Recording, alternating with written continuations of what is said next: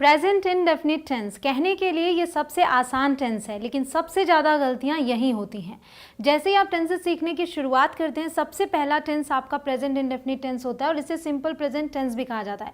लेकिन आज की ये वीडियो देखने के बाद आपके लिए भी ये कॉन्सेप्ट बिल्कुल ईजी हो जाएगा और आप कभी भी गलतियाँ नहीं करेंगे। इसलिए मैं सभी चीज़ों को यहाँ कवर करने वाली हूँ। तो गाइस, सबसे पहले बात करेंगे कि इसकी पहचान क्या है। सेंटेंसेस के अंत में ता है, ती है, ते हैं, इस तरीके से वर्ड्स आते हैं। ता हूँ, ती हूँ जैसे शब्द आएंगे। लेकिन ये तो लिखे हुए सेंटेंसेस की बात हो गई। अगर आप बोल रहे हैं तो उस समय कैसे समझें, तो यहाँ पर आप इस चीज़ को समझिए, जिन कामों को दोहराया जाता है या फिर बार बार किया जाता है, मतलब अगर आप अपने डेली रूटीन की बात करें तो वो आप बार बार करते हैं, तो ऐसे ही सेंटेंसेस को आप प्रेजेंट इंडेफिनिट टेंस में बनाते हैं। उसके अलावा जब आप पोजेशन बताते हैं या रिलेशनशिप बताते हैं तो भी आप इसी टेंस का यूज़ करते हैं। और इस टेंस में जो हेल्पिंग वर्ब्स होते हैं वो डज और डू होते हैं। तो सब कुछ तो आसान है, तो गलतियाँ कहाँ होती हैं, तो चलिए यहाँ आ जाते हैं। मैंने कहा वह जाता है, यहाँ हमने बोला ही गोज़, यहाँ कोई डज या डू नहीं आया। मैं मंजन करता हूँ, आई ब्रश माई टीथ, यहाँ भी कोई डज या डू नहीं आया। वह रोज़ फुटबॉल खेलता है, he plays football every day, यहाँ भी कोई डज या डू नहीं आया। तो यही तो ट्रिकी पार्ट है कि कहीं पर डज डू का यूज़ होता है और कहीं पर नहीं होता, और यही गलतियाँ होती हैं। गाइज, इस वीडियो को अगर आप एंड तक देखते हैं तो सारे कॉन्सेप्ट्स आपके लिए क्लियर हो जाएंगे और आप कहीं पर भी नहीं अटकेंगे। Hey guys, my name is Kanchan, you are watching me on Vidyasaal. Let's begin. तो यहाँ आपने देखा कि हमने डू या डज का यूज़ नहीं किया, लेकिन एक चीज़ को नोटिस करें कि ही है तो हमने यहाँ गो में ES लगाया है, आई है तो हमने सिंपली ब्रश यूज़ किया है, और यहाँ ही है तो हमने फिर से वर्ब में S लगाया है। ठीक है, ये चीज़ आप नोटिस कर सकते हैं। यहाँ आते हैं, जब हम पोजेशन और रिलेशनशिप बताते हैं तो यहाँ पे हम बोल रहे हैं I have a beautiful dress, मतलब मेरे पास एक सुंदर पोशाक है। She has a beautiful dress, उसके पास एक सुंदर पोशाक है। He has a brother and a sister, उसका एक भाई और एक बहन है। तो जब हम पोजेशन और रिलेशनशिप बता रहे हैं तो यहाँ डू डज तो छोड़िए, हैज़ हैव का यूज़ किया है। क्या हैज़ हैव का यूज़ होता है प्रेजेंट इंडेफिनिट में? तो जी हाँ, होता है, लेकिन किस तरीके से होता है वो सब आप समझेंगे। उससे पहले आपको समझना होगा कि सिंगुलर सब्जेक्ट्स क्या होते हैं, प्लूरल सब्जेक्ट्स क्या होते हैं। जब आप ये समझ लेंगे तो आप कभी गलती नहीं करेंगे। तो देखिए guys, I, you, he, she, ये सिंगुलर हैं, ये सभी एक वचनकर्ता के बारे में बात करते हैं। वी, यू, दे, ये सभी प्लूरल हैं। तो इनमें से आप देख सकते हैं कि यू कॉमन है, यू सिंगुलर भी है, प्लूरल भी है। किसी एक व्यक्ति का नाम है तो सिंगुलर है, दो व्यक्तियों का नाम है तो प्लूरल है। ये आपने समझ लिया। अब जब सब्जेक्ट आपका सिंगुलर होगा तो उसके साथ ये नियम है प्रेजेंट इंडेफिनिट में कि जब आप पॉजिटिव सेंटेंस बना रहे हैं तो आप वर्ब में एस या एस जोड़ देते हैं, अगर आपका सब्जेक्ट सिंगुलर है तो। और इसमें भी मैं आपको बता दूं कि इन सिंगुलर सब्जेक्ट्स में आई और यू को आप छोड़ दीजिए, इस रूल में वो काम नहीं आएंगे, मतलब यहाँ उन्हें आप एक्सेप्शन मानिए। तो आई और यू को छोड़ के जो भी सिंगुलर सब्जेक्ट्स हैं, तो जब आप पॉजिटिव सेंटेंस बनाएं तो उसमें एस या एस जोड़ दें, और जब आप नेगेटिव या इंटरोगेटिव सेंटेंस बनाएं तब आप डज की मदद लें। तो नेगेटिव है तो डज नॉट, और फिर जो आप वर्ब यूज़ करेंगे ना इसमें, वो सिंपल होगा, उसमें कोई एस या एस नहीं होगा। सो डजंट गो, और यहाँ देखिए डज गो। तो यही इसका रूल है कि जब आप पॉजिटिव सेंटेंस बना रहे हैं तब आपको टेंशन लेनी है कि एस लगाना है, येस लगाना है। जब नेगेटिव बना रहे हैं तो आप डज का सहारा लीजिए और सिंपल वर्ब यूज़ कर लीजिए। अब आते हैं प्लूरल में। तो प्लूरल और ये जो आई यू एक्सेप्शन है, इन दोनों के साथ एक ही रूल लागू होगा इस टेंस में कि इसमें आप पॉजिटिव सेंटेंस बनाते वक्त सिंपली वर्ब यूज़ कर लेंगे नॉर्मल। ठीक है, और जब आप नेगेटिव बनाएंगे तब आप डू की मदद लेंगे। यहाँ डू नॉट को मिला के हमने डोंट की बात की है, डोंट, और फिर आप वर्ब यूज़ करेंगे नॉर्मल, इसमें कोई एस या एस नहीं आता, ये ध्यान रखेंगे। सो डोंट गो, यहाँ पे डू गो। क्लियर ये चीज़? तो ये आपको समझना होगा। अगर आप इस चीज़ को अच्छे से प्रैक्टिस कर लेते हैं तब आप कहीं भी गलती नहीं करेंगे। ज़्यादातर गलतियाँ यही होती हैं कि आप डज का भी यूज़ कर लेते हैं, फिर गोज़ भी बोल देते हैं। तो जब डज यूज़ किया या फिर डू यूज़ किया तब जो वर्ब आएगी वो हमेशा बेस फॉर्म आएगी, नॉर्मल वर्ब। क्लियर? अब आते हैं हम सेंटेंस स्ट्रक्चर पे। अब आप इस चीज़ को बहुत अच्छे से समझ पाएंगे। पॉजिटिव सेंटेंस स्ट्रक्चर क्या है? सब्जेक्ट है, वर्ब है, ऑब्जेक्ट है, मतलब यहाँ पर डू डज का कोई यूज़ नहीं है पॉजिटिव सेंटेंसेस में। जब नेगेटिव बनाएंगे तो सब्जेक्ट है, फिर डू या फिर डज, वो तो सब्जेक्ट के अकॉर्डिंग आएगा, सिंगुलर है या प्लूरल, फिर नॉट आएगा और फिर आपका मेन वर्ब आएगा। और मेन वर्ब क्या आएगा, V1 होगा, ये अब आप जानते हैं, ठीक, इसमें कोई SEIS नहीं होगा। और फिर ऑब्जेक्ट। अब इंटरोगेटिव पे आते हैं, तो अगर क्वेश्चन वर्ड है तो पहले क्वेश्चन वर्ड, फिर डू या फिर डज, और अगर क्वेश्चन वर्ड नहीं है तो सीधे आप डू डज से शुरुआत करेंगे, फिर सब्जेक्ट, फिर आपका वर्ब कौन सा आएगा, ऑफ कोर्स V1 बिना किसी SEIS के, फिर object.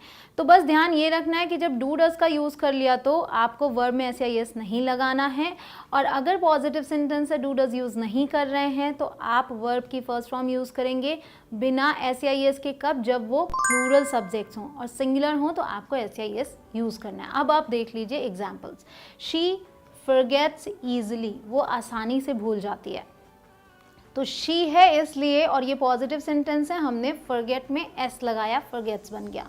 What does she forget means वह क्या भूल जाती है, तो हमने what यूज़ किया, क्वेश्चन वर्ड, फिर हेल्पिंग वर्ब does क्यों आया, क्योंकि ये she है, सिंगुलर है इसलिए, और फिर हमने V1 यूज़ किया बिना SEIS के, forget। I teach every day, मैं रोज़ पढ़ाती हूँ, तो क्योंकि I है, I के साथ प्लूरल वाला रूल चलेगा, टीचर्स नहीं होगा, I teach every day। अब देखिए जब इसी को नेगेटिव बनाएंगे, I don't teach every day, do की मदद ले ली हमने, फिर क्वेश्चन बनाते हैं, do I teach every day, क्या मैं रोज़ पढ़ाती हूँ। फिर अब ये देखिए, ये क्या है, ये एक नेगेटिव इंटरोगेटिव सेंटेंस है जिसमें प्रश्न भी पूछ रहे हैं और नकारात्मक शब्द भी है। Don't I teach every day, क्या मैं रोज़ नहीं पढ़ाती हूँ। इसी चीज़ को जब आप रिटन इंग्लिश में यूज़ करेंगे, कॉन्ट्रैक्शन यूज़ नहीं करेंगे, तो आप बोलेंगे डू आई नॉट, क्या बोलेंगे आप, डू आई नॉट, फिर आप आगे टीच एवरी डे यूज़ करेंगे, ठीक है। तो डू आई नॉट, यहाँ पे ये दोनों अलग होते हैं, लेकिन स्पोकन इंग्लिश में इन दोनों को जोड़ के हम पहले रख देते हैं, don't I teach every day, इस तरीके से, clear. When do I teach, अब यहाँ पर क्वेश्चन वर्ड भी है कि मैं कब पढ़ाती हूँ, तो सबसे पहले क्वेश्चन वर्ड व्हेन, फिर डू, फिर सब्जेक्ट, फिर teach, when do I teach. अब देखिए when do I not teach, मैं कब नहीं पढ़ाती हूँ, ये नेगेटिव इंटरोगेटिव हो गया। फिर व्हेन डोंट आई टीच, अब इन डू और नॉट को हमने जोड़ के यहाँ लिख दिया। हो गया ना आसान, बस इतना ही है। अगर आप ध्यान दें तो बहुत ही आसान है, थोड़ी सी ज़रूरत है ध्यान रखने की कि आप किस तरीके से बोल रहे हैं। अगर आप कॉन्ट्रैक्शन का यूज़ कर रहे हैं तो इस तरीके से आप बोलेंगे, अगर कॉन्ट्रैक्शन का यूज़ नहीं कर रहे हैं तो इस तरीके से बोलेंगे।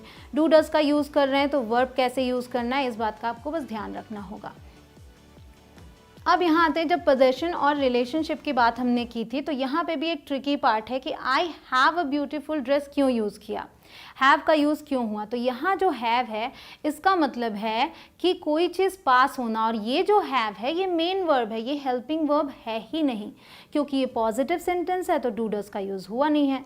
तो यहाँ ये आपका मेन वर्ब है, वर्ब की फर्स्ट फॉर्म कह सकते हैं आप इसको, I have a beautiful dress.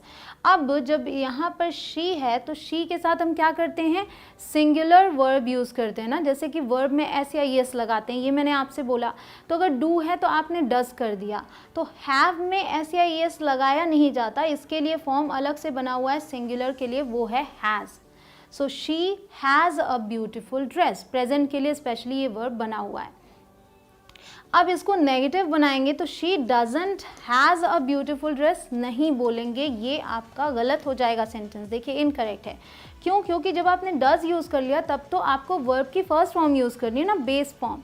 तो बेस फॉर्म हैज़ नहीं है, बेस फॉर्म आपका हैव है। ये तो सिर्फ और सिर्फ सिंगुलर सब्जेक्ट्स के लिए बना हुआ है, प्रेजेंट के लिए। तो जब आप डू डज यूज़ करते हैं तो आप सिंपल वर्ब यूज़ करते हैं, इसलिए ये वाला सेंटेंस आपका सही होगा, she doesn't have a beautiful dress. और यहाँ बहुत सारे लोग गलतियाँ करते हैं, बट आप मत कीजिएगा।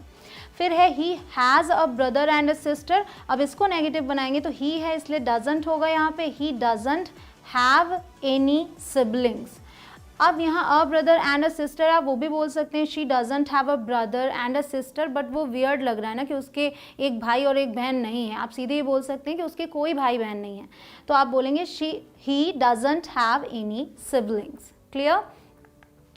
अब आप और एग्जाम्पल्स देख लीजिए, I brush my teeth every day, इसका मतलब हो गया कि मैं हर दिन मंजन करती हूँ, बट शी डजंट।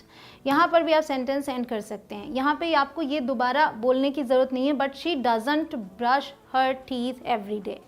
मैंने बोला मैं रोज ब्रश करती हूँ बट वो नहीं करती, I brush my teeth every day but she doesn't. Clear?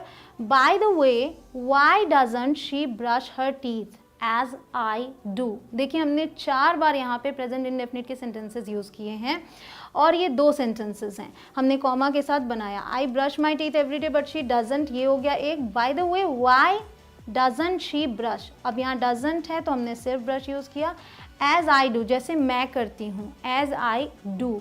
तो यहाँ पे इस ब्रश वर्ब को रिपीट करने की बजाय हमने डू यूज़ कर लिया, सिर्फ और सिर्फ हेल्पिंग वर्ब। ये एडवांस लेवल की इंग्लिश हो जाती है। जब आप सीखते हैं और बार बार प्रैक्टिस करते हैं तो ऐसे सेंटेंसेस आप चुटकियों में बना लेते हैं, तो इसकी कोशिश आपको ज़रूर से करनी है।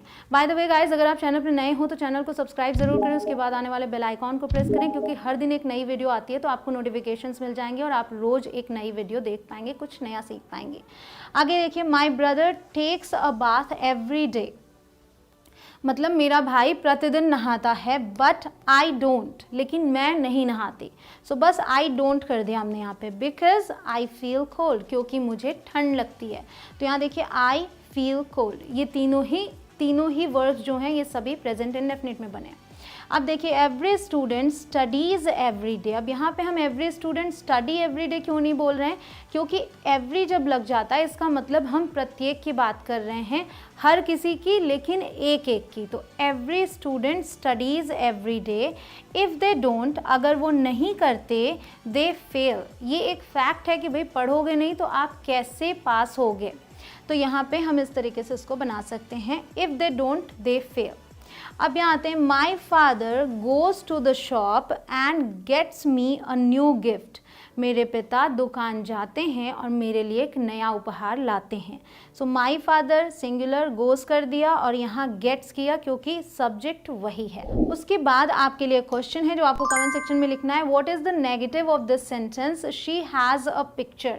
आपके लिए ऑप्शंस हैं, she doesn't have a picture और she doesn't has a picture. जल्दी से कमेंट सेक्शन में लिख के बताइए एंड आई एम श्योर कि आप सभी सही जवाब लिखने वाले हैं। जिसका जवाब सही होगा वैसे उसे मैं पिन ज़रूर करूँगी। गाइज, आप इस वीडियो को शेयर कर दीजिए जल्दी से सभी के साथ। वीडियो पसंद आए तो लाइक कर दें और हाँ, मुझे लिख के ज़रूर बताएं कि अगली वीडियो आपको किस टेंस पर चाहिए। मिलती हूँ आपसे अगले वीडियो में। जय हिंद।